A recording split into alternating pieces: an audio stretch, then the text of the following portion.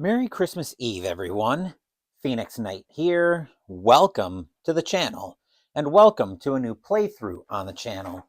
Today, once I find the correct book,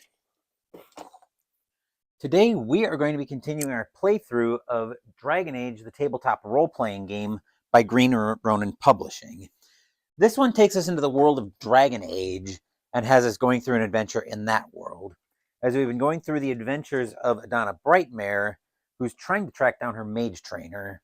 So far, what we know is that Adanna has been summoned to Amaranthine by her mage trainer. So on our map, Amaranthine is all the way up here in the north of the coastlands in Ferelden.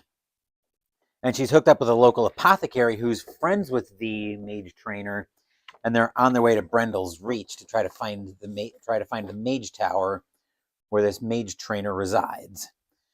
So I think we are all set to get into this one, and welcome in, Jay. Merry Christmas Eve to you and yours as well. So we're going to be relying quite a bit on theater of the mind here. And as the story unfolds, if there's somewhere you think we could go with this, Jay, feel free to chip in and chat. So I think we had last left off. I was just double checking my journal notes here, and we had just left off as we were getting ready to travel into Amaranthine after we had actually broken into the apothecary's office, which didn't go well. You've never seen this Dragon Age book. This one's published by a company called Green Ronin Publishing. Let me get it up to the screen here for you so you can get a good look at it. So that's the Dragon Age RPG that we're going to be playing through today. It also comes with a double-sided map. So this is the side of Ferelden. Actually, let me see if I can pull that out there. So that's a map of just Ferelden. And then on the other side of it, we've got a wider view of the world. Pardon the background noise. My parents are upstairs. I'm visiting my parents for Christmas. So that's the poster map that this book comes with.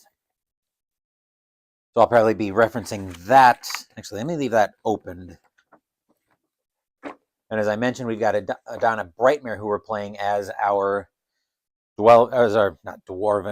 elvish circle mage. So we're going to be generating a bit of a freeform story here. I do have some solo adventures with Dragon Age that I can interact with using Mythic Game Master emulator, but I'm doing a freeform story first to kind of let myself get used to the Dragon Age system. The Dragon Age system is also based on a 3d6 format, a 3d6 system, with one of them being different. So in the case of these dice, the white die will be my dragon die, which could impact our results potentially on some of our rolls. But in Mythic, we also use a D percentile roll. Once we get into the game, I'll show you how Mythic actually works.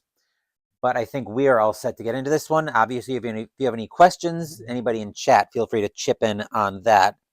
But otherwise, let me get set up here. There we go. I was just setting some technicals on OBS just to make sure everything was broadcasting okay and I could see my viewer count. So let's go ahead and jump in. Our first scene that we're going to be starting with in today's stream is we're basically on the road. So if we were to find a map, let me go to my map books. I'll bring the Dragon Age book out of shot, preferably without it falling everywhere on me. So bear with me while I go to my maps. I definitely don't want sci-fi. That I'm going to want later.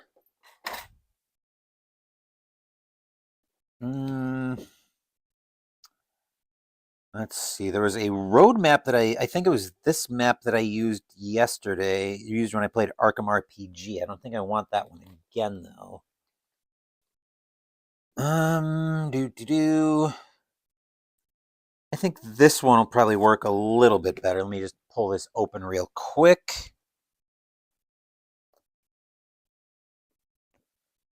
Yeah, I think this one will work well. Actually, that was the original one I was going for. But yeah, I think this is the one I'm going to go to. That'll actually work a little bit better, just to kind of envision where we're at. So this is our road that we're traveling along. These might be other caves.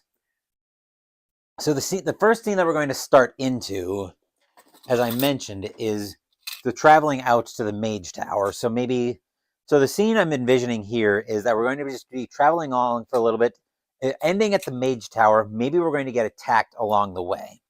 So the first thing we need to do with the mythic system is I've set our scene. So now we're going to roll against our chaos factor, which for our Dragon Age adventure, the chaos factor is currently a 5.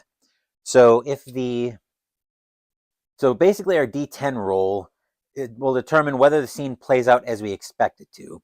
If our roll is above that, then the scene plays out exactly as we expect it to. If it's below that, then something's different about the scene. If it's an even number, I believe it's going to be an interrupted scene, and if it's lower, if it's odd, it's going to be altered. But let me get a check on that just to make sure. So bear with me while I go to my mythic binder.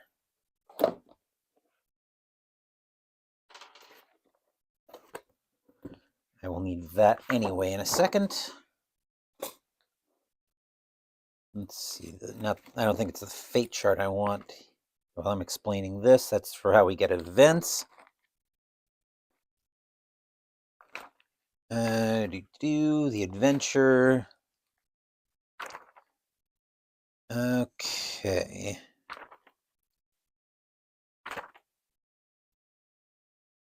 Here we go. Set the scene, yada, yada, yada. And then roll a d10.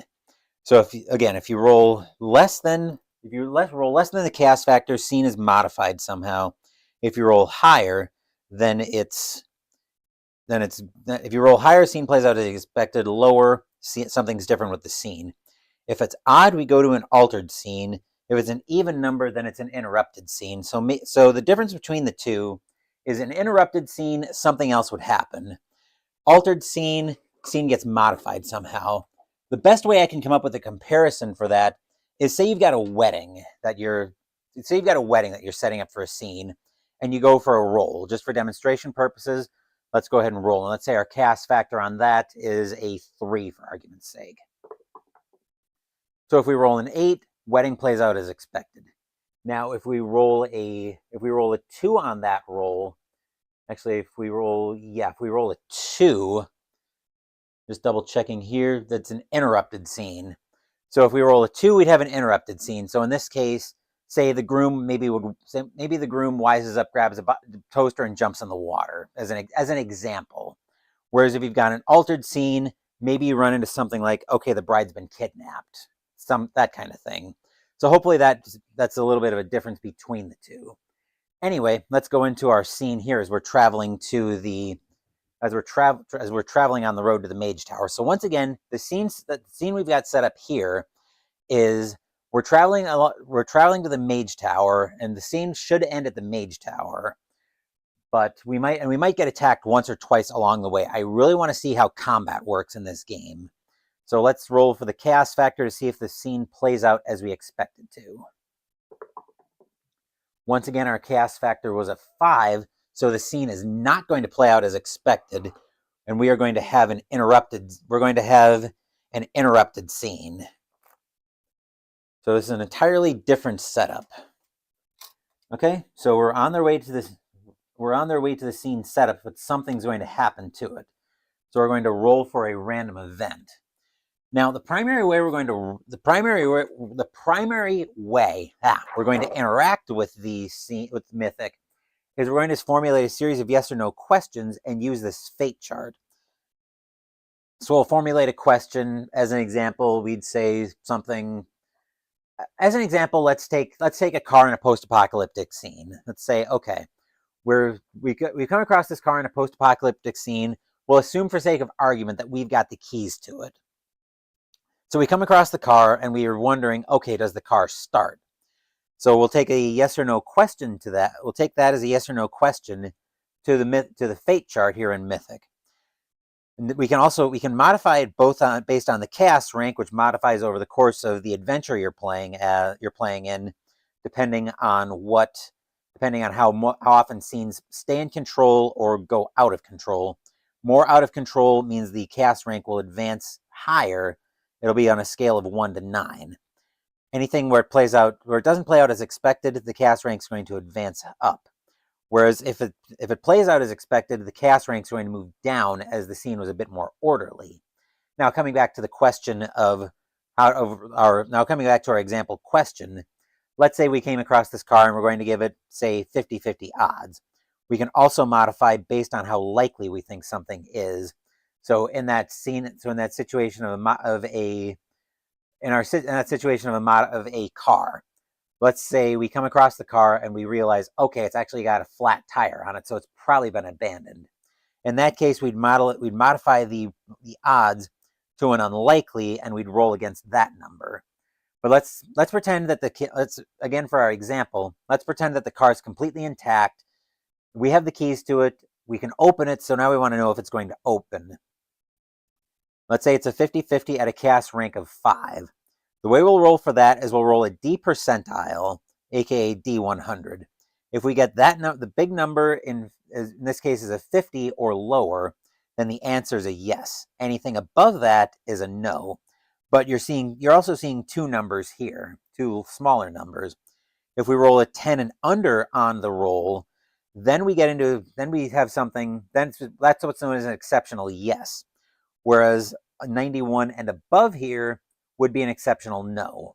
So the difference between the two is an exceptional yes would be yes, you get what you want and a bonus.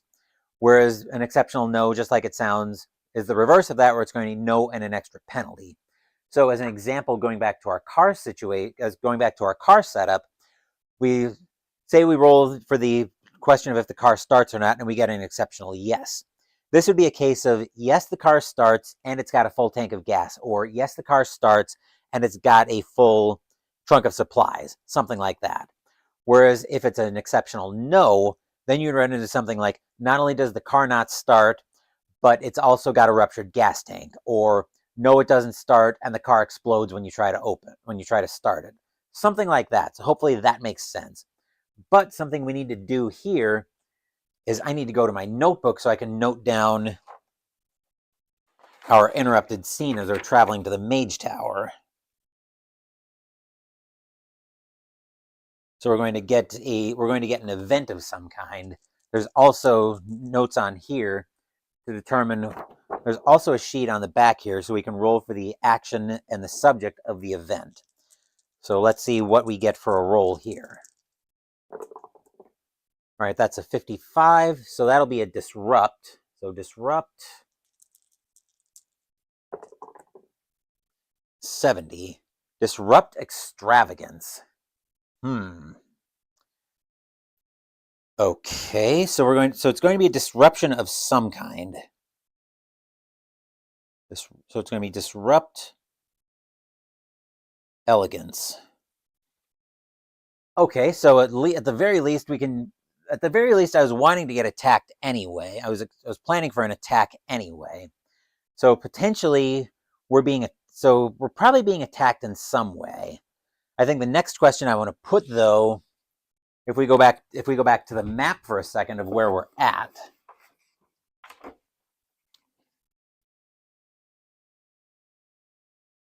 My dad says I could have used maps like that growing up. Well, based on your username, I'm assuming something happened, and I'm sorry to hear that about your dad. So looking at our map here, it might make a little bit more sense if I bring the notebook out of shot. Spent ages making maps out of construction paper. What these are, I don't have a dry erase marker with me to demonstrate, but these are dry erase markers, or these are dry erase maps. So in theory, you can make notes of things you have happen of modifications you need to make on a scene. So for example, if you need to put a trap, say, right here, you can use a dry erase marker to mark that, oh, that's a trap. Or if I need to mark something important, like maybe an objective you need to mark on the road.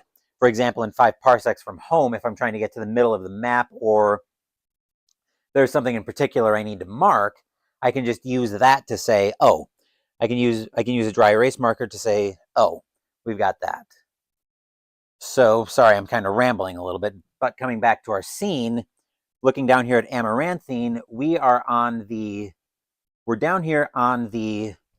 we're down here heading toward Brandal's Reach. So I think the question I want to put to Mythic now is, are we near water? Because that might impact what I get, that might impact what we get attacked by.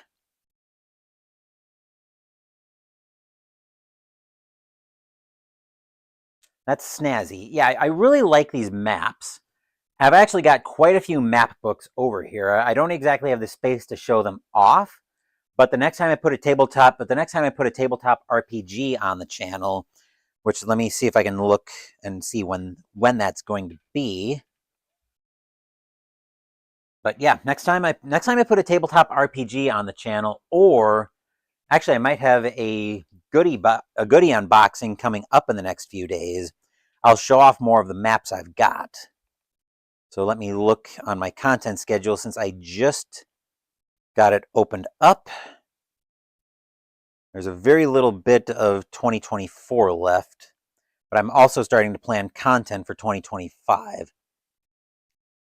Okay, it looks like as of now I don't have another RPG session lined up for the year, but I'm assuming I'm going to have at least one more goodies unboxing. So maybe during that stream I'll show off more of my map books, but I'm not exactly sure when that's going to be. So coming back to Dragon Age again, we want to know if we're near water or not.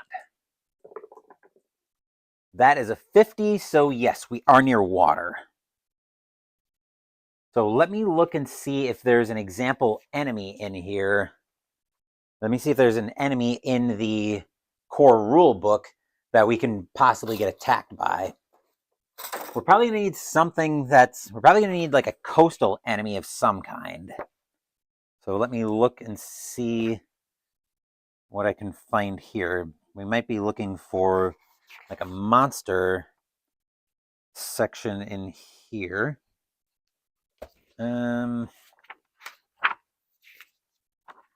Let's see, welcome to Thedas. Let's see, planning the campaign, secrets, adversaries.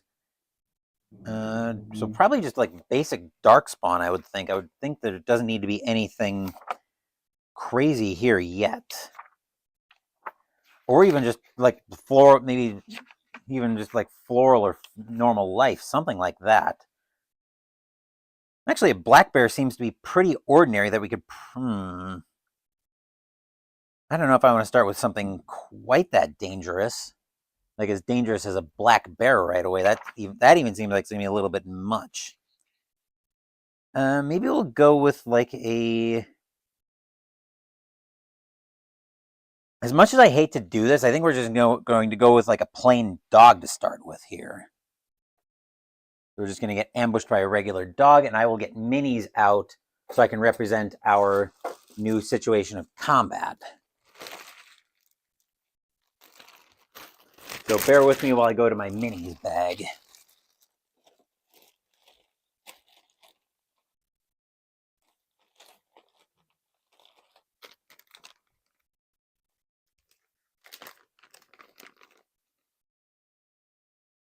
Okay, that'll actually work.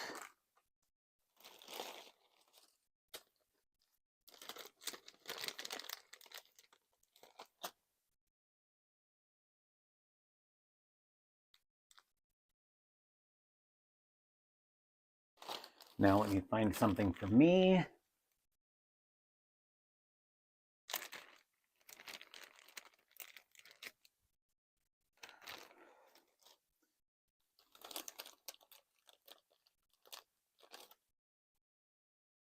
Sounding a little bit nervous over there?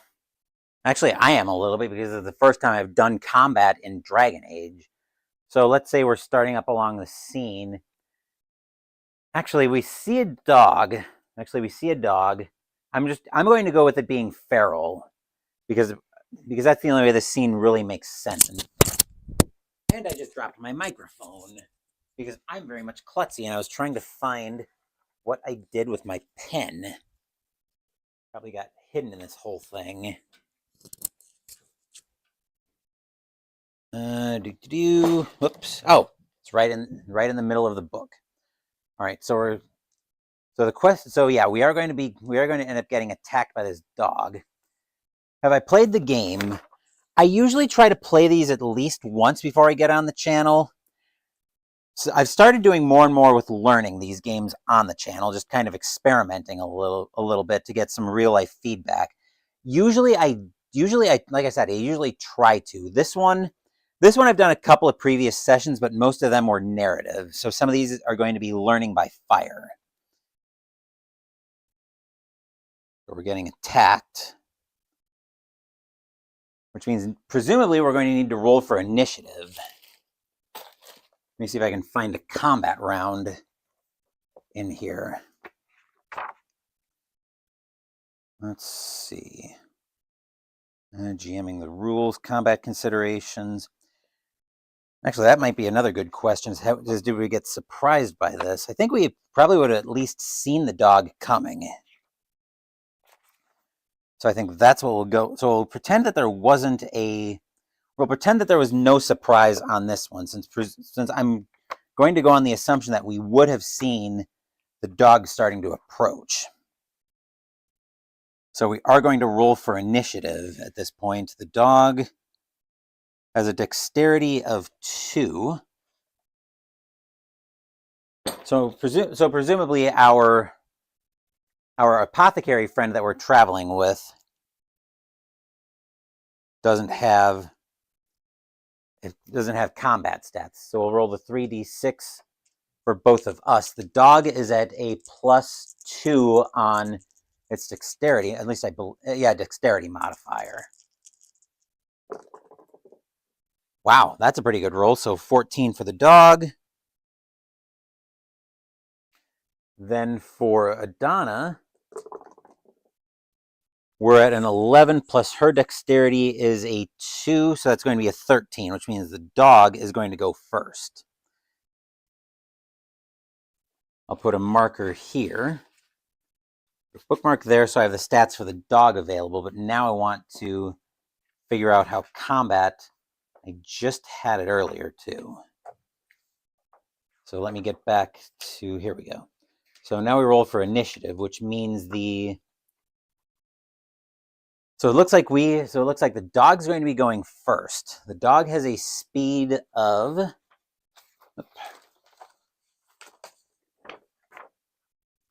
So what did the dog have a speed of? I mean, each map square, as you can see you can definitely see the grid lines in here. So each map square is going to represent 1 foot. The dog has a speed of 16 feet, so it can move quite quickly. So it'll get up to, so the feral dog will come up to us, and then it'll try to attack us. We have a defense of 12. The dog has a +2 on its bite roll. Actually, it's got a +4 on its attack roll, doing d6 + 1 damage. Yikes, that is a 16 + 2. Actually, +4 is a 22. So that will definitely hit. I'm going to grab a dial so I can track our health.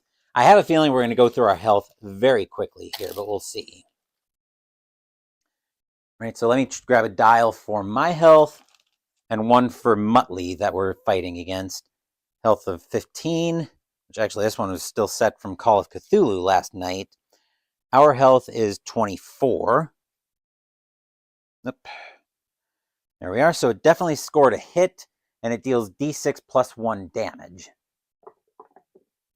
That dice tower is a little bit hard to see, so 4 + 1 is 5 damage, which means we're down to 19. That's not a good way to start at all, now is it? All right, so now we're going to use our Arcane Lance at a range of 16 yards, and we're rolling a magic check to try to get this spell to go off. So we are at a +4, and we're trying to hit a defense of... We're trying to hit a defense of 12. All right, that's a pretty good roll. 13 + 4 is 17, so we do d6 plus magic damage, which magic damage was... I gotta double check what d6 plus magic damage is. It's also been a little while since I've had a chance to play. So casting a spell. Here we go, 106.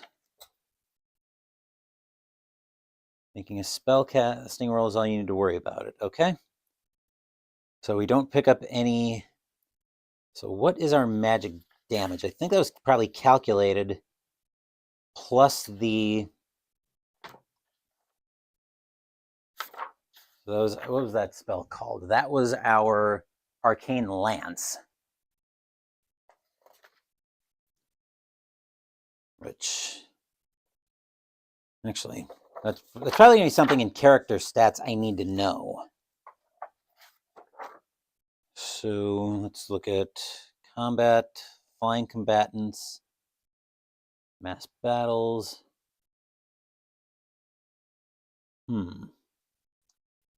Let's see. Ability tests are probably going to... So inflicting damage.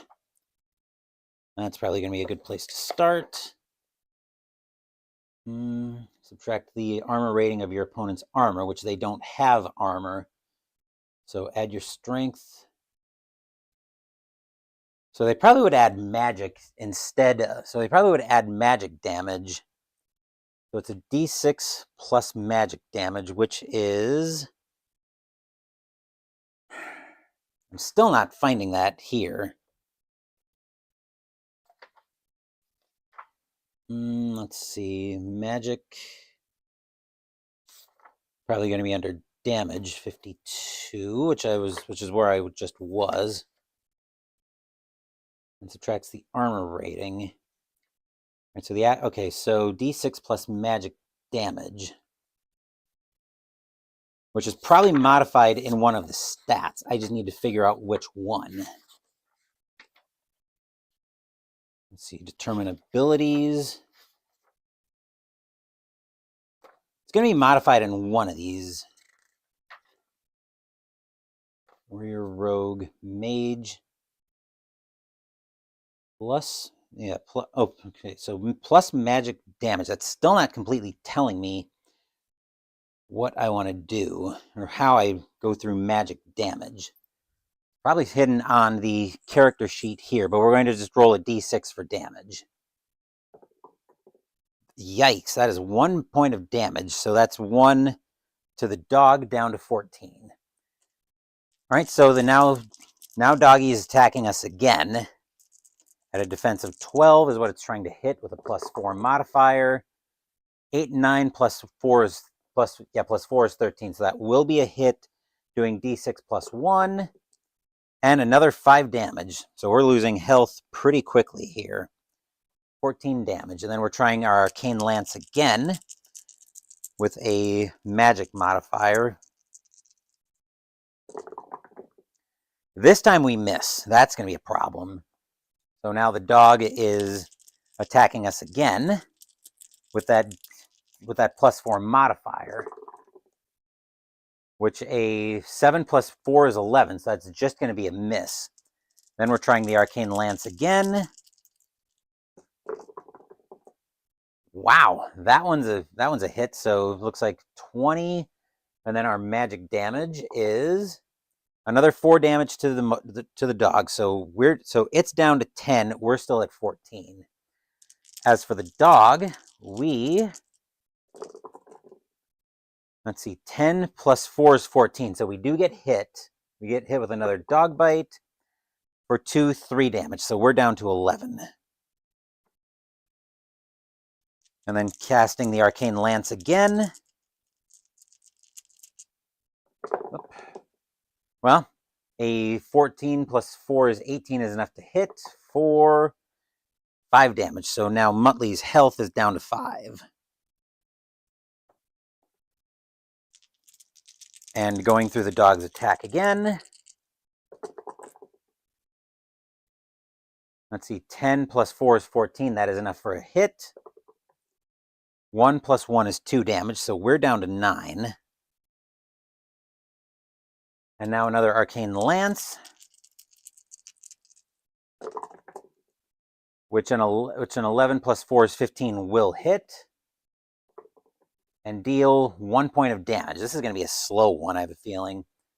Let's see. Well, we probably would be moving away. We probably should be moving away. So I'll move 1, 2, that's 3, 4, 5, 6, 7. Well, 10. We'll come up the hill. So, well, there's really no point in moving up the hill because the dog's just going to follow us and try to make them and try to bite us again. Let's see, 9 plus 4 is 13, so that will be a hit. A hit. Hang on, gotta take a drink.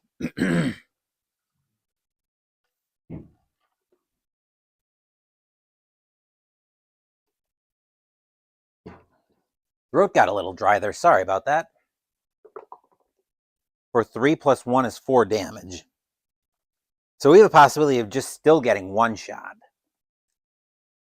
Unfortunately, we do have to stand and trade, which is probably not the best strategy in the world. So we'll see what happens here with this arcane lance.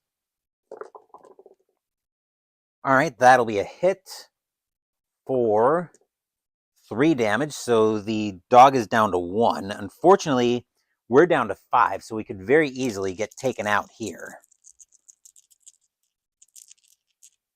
Let's see what happens. Yeah, I do not like our odds of surviving this dog encounter because that's a hit. So a 4, actually, yeah, 4 or higher just takes us out. That's a 1 for 2 damage, so we're down to 3. And then our next arcane lance is going to be a 9 plus 4 is 13. That's just barely enough to hit it, but for funsies, we managed to take out the dog. So wow. We got blasted down, but we got rocked something fierce.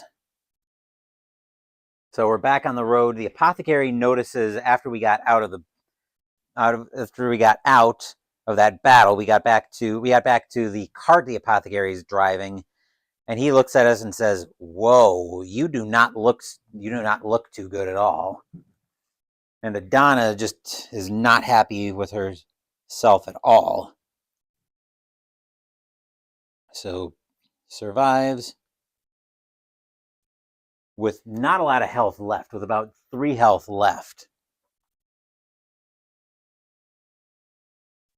That seems very problematic. Let's see if there's some way for the apothecary to heal us. And I've actually got character sheets for an apothecary. Let's see, interests. She's probably going to have something like a potion or something that we can use, or maybe some medical supplies. So I think we're going to stop so the cart's going to stop so the apothecary can tend to our wounds. And we'll heal. As the apothecary is an expert, I'm going to heal. Let's heal a d20 of wounds because we took a lot of damage on that fight. We're going to heal 7 points of damage, so we'll go back up to 10.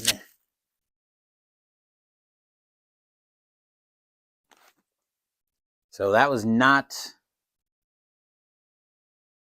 a pretty battle.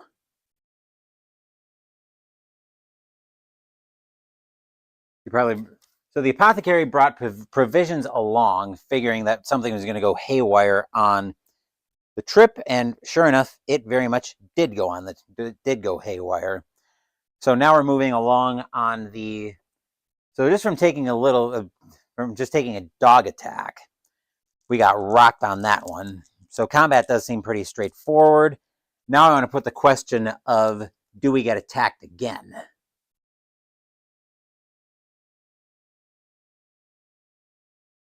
So let's put that question to Mythic.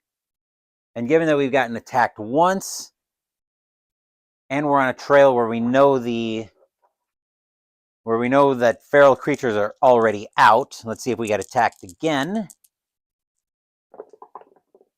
That's a 66. I called it a 50-50, so no. We don't get attacked again. So we're traveling along the road. Everything is quiet. So now our question is, so now we get to the mage tower.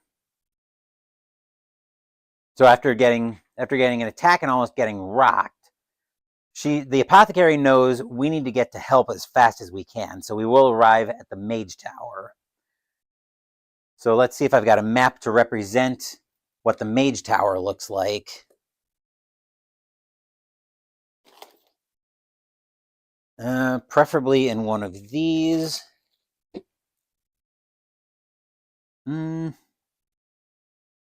Maybe something with a little bit of a building and an entryway. Actually, this is a similar map that I think this is the same map we used for our playthrough of Arkham Horror, the role-playing game, but I think it'll work very well for what I'm looking for out of this next scene.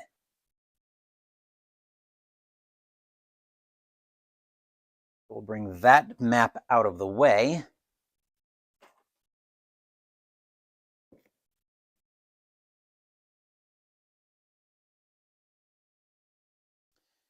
And we'll bring this map over here. So we're traveling. So this is where the road is going to end up. We travel along. We get into this will be our start of our mage tower, but Adanna is going to look at it and go, "Wait, what? What is this? I was expecting a mage tower to be here." And our alchemist friend says, "It's here, all right, but you are not going anywhere near that in the shape you're in. You could still use a bit more healing." So we'll pretend a few hours have passed after that. Rest first, then we'll go into that. And I think that rest, after we got busted up pretty badly, is going to be where we're going to call this a stream. So I'm going to put everything back away from these minis. And then we'll have our last entry in the advent calendar for this year. Which, cracking this advent calendar has actually been a very cool thing to do on the channel this year. I personally think it's helped us count down the days until Christmas. So hopefully you guys have enjoyed going through that as well. But I'm going to go ahead and get all of this cleaned up.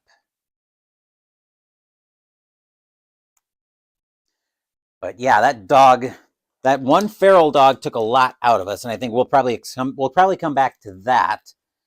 We'll probably come back to that dog next time we get together to play Dragon Age. Well, assuming there's a next time.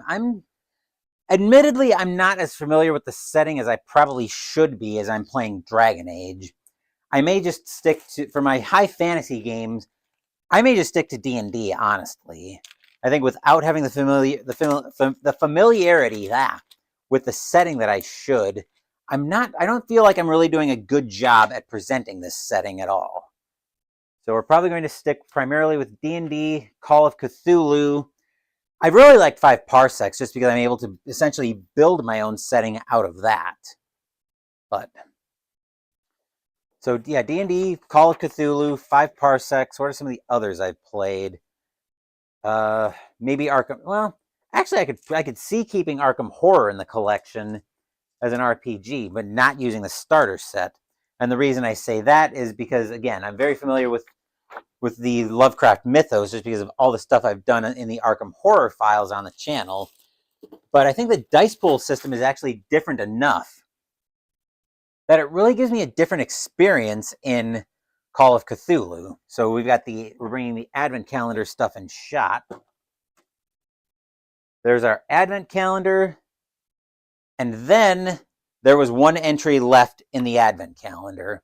This has been something really, like I said, this is something really cool that I've done as we've been counting down until Christmas. So as you can see, all of the entries are empty except for the one for the 24th.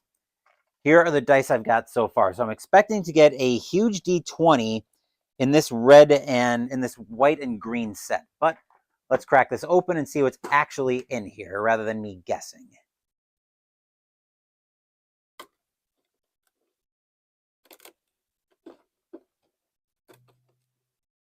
As that does not want to tear cleanly for me. Let me fold that in, see if I can get this die out. These big D20s do not want to come out, that's for sure. There we go. And just like I predicted, it is the huge D20 from the green and white dice set. So once again, you can see that the symbol on there is our 20. And then that's our, and then of course there's the 1. So this dice set I really like. We'll take a look at the dice that we've got here. So what we got out of here were 3 distinct dice sets. We got a full RPG set in a green, and a purple and green, and a purple die with green in the background, which I really do not like at all. The contrast on that one is terrible. So we've got a full RPG set there. You've got the D4, D6, D8, D percentile. There's a D10 with tens and ones.